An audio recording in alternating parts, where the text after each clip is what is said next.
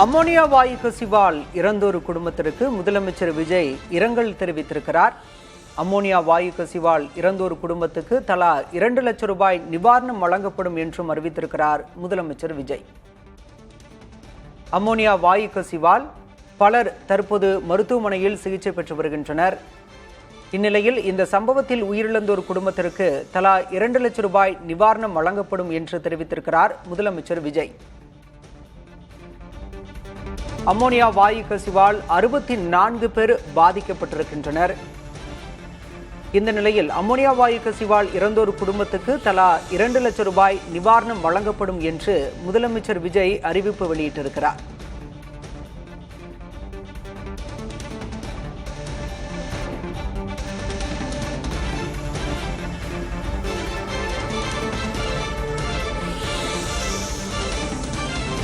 Ammonia வாயு கசிவால் உயிரிழந்தோர் குடும்பத்திற்கு முதலமைச்சர் விஜய் இரங்கல் தெரிவித்திருக்கிறார். அத்துடன் இறந்தோர் குடும்பத்திற்கு தலா 2 லட்சம் ரூபாய் நிவாரணம் வழங்கப்படும் என்றும் அறிவித்திருக்கிறார் முதலமைச்சர் விஜய்.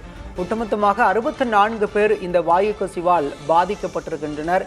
பலரது நிலை கவலைக்கிடமாக இருப்பதாக அங்கிருந்து வரக்கூடிய தகவல்கள் தெரிவிக்கின்றன. மேலும் பலர் தீவிர சிகிச்சையில் அனுமதிக்கப்பட்டிருக்கின்றனர்.